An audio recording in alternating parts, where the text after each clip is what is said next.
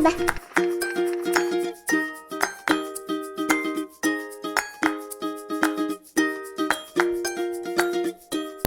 Hi, everyone, and welcome to season 5 of Parent Talk, Christmas edition. So, I'm your host, Genevieve Kyle, mom of 2, and I'm, of course, with my co-host, Becca Lewis. Hi, Becca. Hi, I'm Becca, the co-host of Parent Talk and also a mom of 2, and we're really excited for the upcoming holiday season and want to share some fun tips and traditions with you.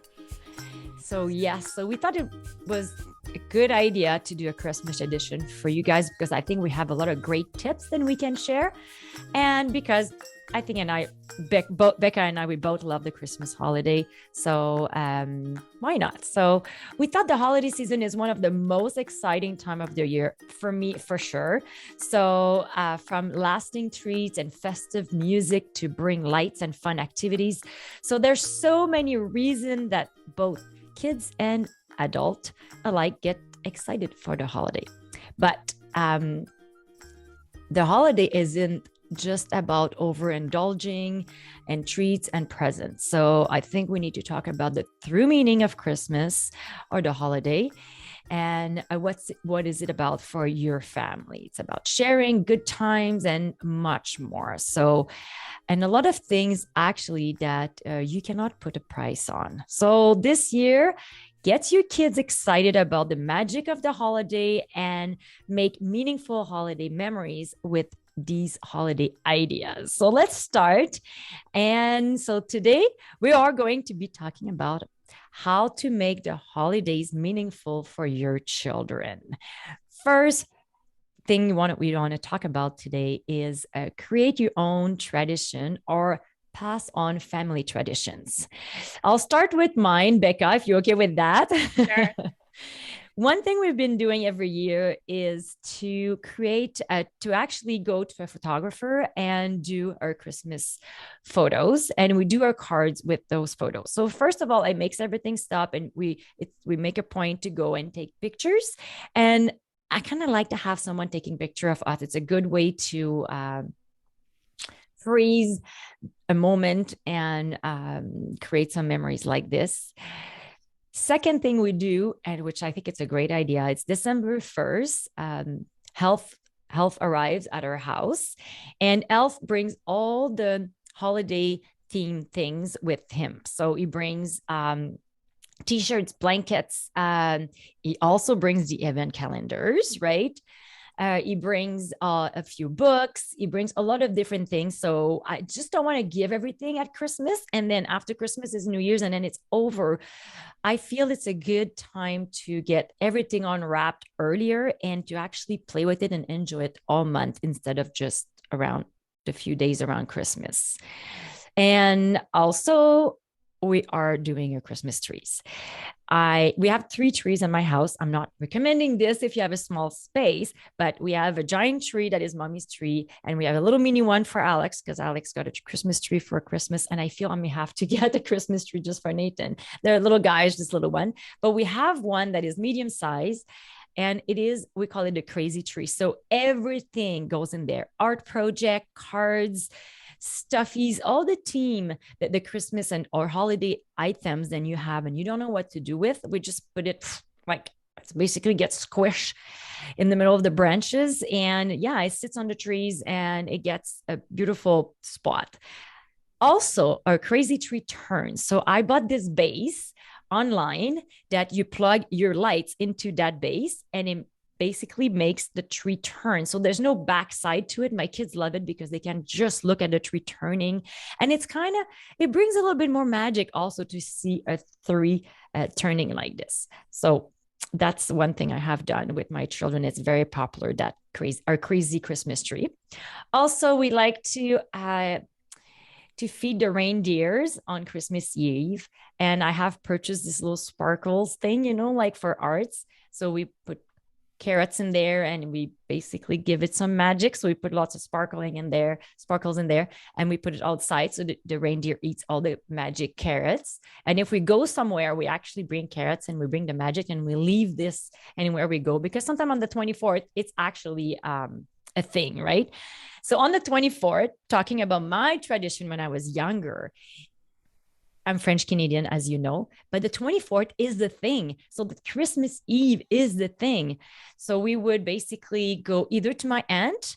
One year we would go to my aunt on Christmas Eve, and the other year it would be on Christmas Day. But the year that it wasn't on Christmas Eve, we would go to church. So I'll tell you the two scenarios that would happen in my family. So on Christmas Eve, we would go and go to my aunt. And then at midnight, so we would have to stay up until midnight. Santa, so one of my uncle would basically dress up as Santa, would knock at the door or will basically like wave in the windows. And of course, in Quebec, there's a lot of snow at this time of the year, well, most of the years. And so Santa would come in, and of course, he was not coming down from the chimney. You always have a story why he wasn't coming down from the chimney. There's too much snow this year, or whatever story my uncle could come up with. And like, when I got older, it was my boyfriend that was doing it. But anyways, so and then he would come up and bring all the gifts and give all the gifts away and have great memories and talk, and that was a lot of fun. And when we were doing this out of my house, we would go to church.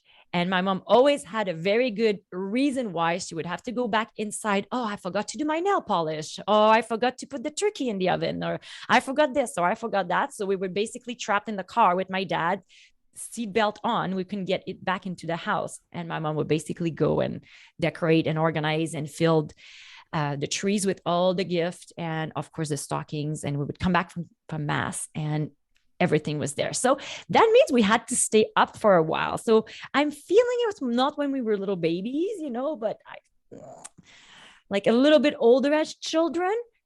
But I feel at 5, my parents started to do this, which I think it's a bit young anyways. But that's my family tradition when I was young. And then another one I want to say is also I started giving those beautiful big carrot you can buy in the produce section.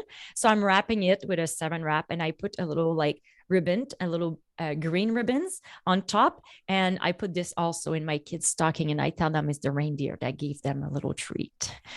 So few ideas here. Becca, I'm sure you have a lot of ideas. So your turn. Oh, wow, Genevieve. I want to go to Christmas at your house now.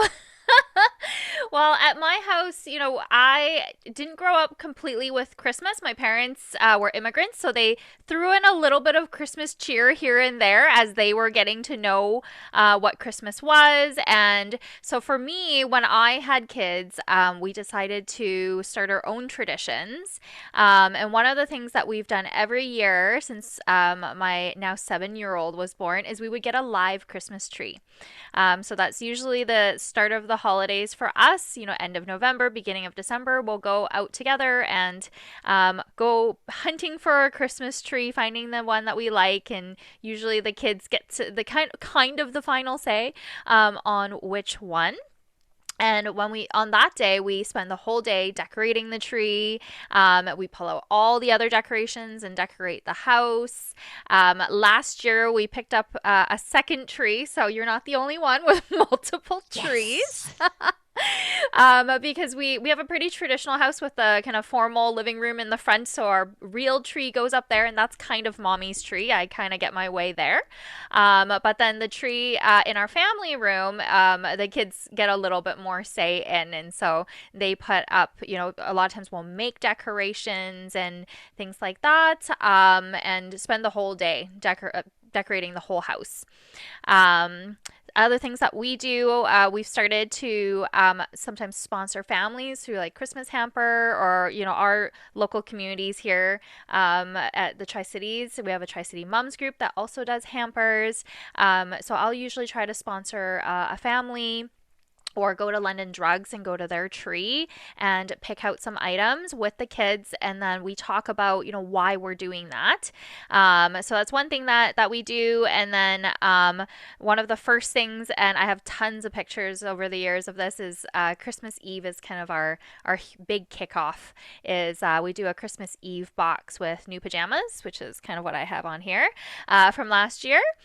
We also usually add in something cozy like a blanket or slippers. crackers and some treats, hot chocolate, popcorn, and a few books to read, usually, holiday books, so that we finish off the night with our usual stories, but with some new books about the holidays. And one thing this year, Genevieve, I'm going to try to start a little earlier here. You do everything like December 1st. I bought a Lego Christmas village. So my kids are a little older, they're 4 and 7, and they're both pretty into Lego. So I bought one of those Christmas village sets. I think it's the Elf House that I bought this year. And so on December 1st, I'm planning to pull it out and we're going to start building it because I think it has over 1,000 pieces. So I want to That give is myself such a a few good days. idea. I love it. Where did you buy it? I went online to the Lego site and actually bought it straight from Lego. Yeah. Okay, good idea. It's December 1st today. It's never too late. Get online. All right. Now, second thing we want to talk to you guys about is what about finding a way to get in touch with Santa? In my family, it works well because sometime I have to say, even it already has started, right? If you're not nice, I'm going to tell Santa, but not only that way, in a nice way also. So, what we have done in my family, I have purchased a little Christmas mailbox that I actually leave outside my door. And the kids are more than welcome to draw. And if they want to give it to Santa, we put it there. We just have to remember to go in the box and remove it because my kids will go check the next day to make sure it's not in that little Christmas box by my door. It's outside, right? And I remember, Becca, you told me this idea about getting Santa a house key. And I thought that was such a good idea because for families that lives in apartment buildings or houses without a chimney, that could be a good idea to decorate a key, give it to Santa because it can come from a chimney, but we're giving him a key and that's how he gets in the house. So why not? I think it's super, super cool. Last year, I found this service calling Texting with Santa. And you have to pay if you want personal messages. But if you go online, go on their website, and if you just registered, they will send you reminders how to get into the program and all this. But every day they send me a little message about like, oh, today the reindeers did this, and then this is what's happening. And they talk about a few tradition around Christmas also. And I'm just showing every day, I'm showing the pictures and the little something that Santa says to the kids. So it's already, I think we started this mid-November. So it's a pretty cool little program, I would say, or service that can be purchased. I purchased it last year, mid-December, and it was on sale. So I don't know if you want to wait until the sale, but it gets less expensive. So yeah. And also for the little ones I can't write, maybe just drawing a pictures to Santa, it's probably a good idea, and leave it send it in the mail or leave it in your little spot where you communicate with Santa, which I'm not sure. If you don't have a mailbox, you can find something else, right? Of course, the best way, I think, is the traditional letters to the North Pole. And you can name it, you can send it to St. Nick so they can actually learn about St. Nick. And this is for any age. It's fun and it captures the magic of Christmas. And also, you can do the portable North Pole that allows Santa to send personalized video messages. So that's another option there for you. Becca, next point. Yeah, no, the texting with Santa sounds like a lot of fun. Maybe I will wait until mid-December and see if there's a sale. Great way to remind the kids that Santa is watching. Well, for since we got a new little smaller tree and a tree that the kids can decorate, we started making ornaments for it. And sometimes they stick around, sometimes they don't. But it's been a fun way to get the kids involved and not worry about maybe your passed on family heirloom ornaments that usually go on mommy's tree. So we've made salt dough and just used cuttings from like the fir trees and stuff outside, and just like pressed and made some ornaments that way. Lots of times when kids are at school, or preschool or daycare, they'll make things. So we have lots of little paper ornaments that will also go on the tree. Handprints that they make at school. We'll make some sort of garland. So maybe we'll vote on, do we want a paper garland this year, or should we make it out of popcorn? I don't think it will survive in my house if we made it out of popcorn, though. And even on the top of the tree, it doesn't have to be a traditional star. You can make a holiday dinosaur or anything, whatever the kids want. So, if you want to get the kids involved with the tree, there's lots of ways to decorate with them, and make it fun, and even incorporate it throughout the month of December. Now, Jen, you mentioned to me in your house that you have you mentioned the rotating tree. That sounds like a lot of fun. I'll have to look into that. When I was looking up some ornaments, I also found, and I've been given one, and I still don't really know what to do with it. Have you ever heard of the pickle ornament? You know what? I never heard about it until you mentioned it to me. And then I ran and researched about it. And I actually love that tradition. I'm going to be taking it on this year. Yes. So please talk to us about it. Okay, so I don't know a lot. It's just what I read off the internet, but a family friend of my husband's did give us a pickle, and I didn't really know what to do with it because the kids were too little to kind of do it. So it might end up with you. We will see. But the Christmas pickle has some vague German origins, and what it said online was that the Christmas pickle was potentially about just the harvest and selling glass bone ornaments that were shaped like fruits and vegetables related, to the season, and having plentiful and stuff like that. And so people would hang the pickle and the tree is one of the last ornaments, and then but they try to hide it. So they hide it somewhere in the tree, and the first child to find it gets to open an extra present. So, I find that to be really, really fun. I completely forgot about it until we were talking a little bit about this tradition. My kids are finally old enough. Maybe either I'll try it this year, or we may pass that pickle ornament to you. I like it. I find it's almost like finding Waldo, but it's finding the pickle in the tree. I kind of like it. I love it. I think it's a great little tradition. Why not? Right.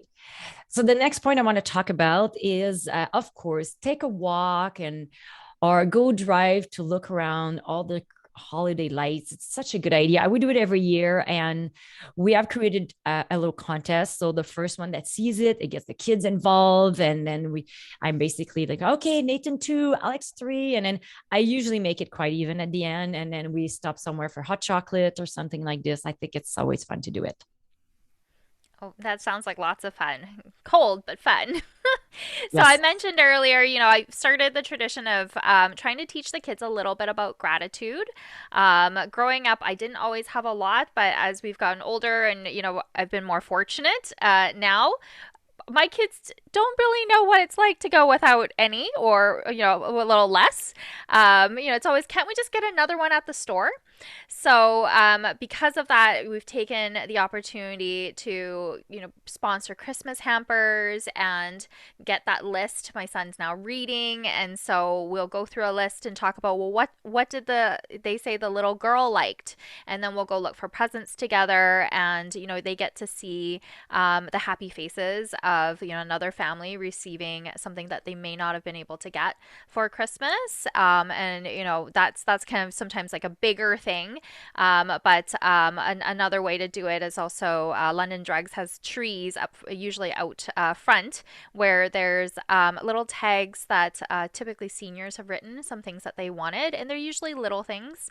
And we will grab one or two of those and talk about, well, what did they want, and go look for those items and purchase them, and then be able to give it back to the store so that they can package that all up and deliver it to the person who's asked for those items. And it just gives us an opportunity to talk about what everyone may not be the same as them. They're still really little, and it's hard to expose them to different things. As they get older, we'll be able to talk about more. We just talk about that everyone has may not be able to get all the things or all the presents that they want to get. You know, there's lots of things out there that we need before we get the things that we want, and that sometimes helps my children who are older but still a little young, 4 and 7, to understand about everyone's different circumstances. Yes, I love, I didn't really know about what was this tree about in London Drugs, and I've been seeing it and I didn't know that's what it was. So now I know that you can pick something and buy something for someone, which I think it's an excellent idea. And you can do it with your children. Go to the store, find the items, you give it back to the store after you purchase it, and they know, right? Absolutely. Awesome idea. Okay, next thing we want to talk about, next point is play a game, watch a holiday movie together until late at night or later than bedtime. If your kids are really little, you can stretch another half hour or maybe an hour, maybe a little bit more. It depends on your age group, right? But and then of course it could be Christmas movie, or you can let them pick whatever they want or whatever game they are in. My kids are really into boggles right now. Little click click, Oh, and then you go like, so this is what we play right now. It's really in game, so we let them pick. So we're going to be doing this, and pick whatever works for your family. But I think it's important to do it once at least once during the holiday. My a good friend of mine, they play games until late at night on the 24th. It's a tradition of them. Yeah. nice. Yeah, we love board games and stuff too. And we usually do play during the holidays. Maybe not on Christmas Eve, but definitely at some point. And for me, Christmas is a little bit of the commercial Christmas. That's kind of what I know. My family's not religious, and but as I thought about the holiday season, there is one thing that particularly my mom and my grandmothers always say is that you have to come back on winter solstice. You have to come home. And I never really understood it until I had to ask my parents a little bit. But that's another holiday in December that I know lots of people celebrate, not just, people who are Chinese, but lots of different cultures also celebrate their winter solstice. There's also Hanukkah and Kwanzaa around the same time. So there's some opportunities there. I know at school, sometimes my son will talk about that at school, or he hears about it because of a classmate, and then we will do a little research so we can learn a little bit about other people's traditions. So I had to learn a little bit about my own tradition here of winter solstice, because I'm just told come home for dinner to usually one of my grandmother's homes. But it's a time to prepare for the new year and to spend time with family. So I found over the years that in our Chinese culture, it's always an excuse to get the family together and have some food. And winter solstice is no different. But there is a special food that we really don't eat at any other time of year, and they're called tong yun. And what they are these glutinous rice balls, and they're savory ones. In my family, they actually stuff them with meat and everything like that, and have it in a soup. And then there's usually ones that are just the kind of the rice ball, which is kind of like a gnocchi, and it's in a sweet like syrup soup. So there's like two different ones, and I was kind of reading up on why that is and asking my family and stuff, and it's because the word yun, it's the word round, and so that means reunion and bringing everyone together. So I learned a little bit about more about my own family, and something I'll probably share with the kids this year when we have winter solstice with my family again. So when is the winter solstice? The day kind of changes, I think. I didn't look up the exact day, but I want to say it's around December 20th. Okay. It's typically the winter solstice. But I don't know. You're testing me there. I'll have to look it up. Aha. Okay. And another one we want to talk about is, and I have done this many times as a young girl, it's spend one night sleeping around or under the Christmas tree, surrounded with all your holiday decorations. So I have done this, like I said, with my family. Even one year, I don't know what we did, but the tree fell on my brother's in the middle of the night. He woke up, and the tree we have a fake tree, so it's kind of pokey, but I'm sure a real tree can be pokey too.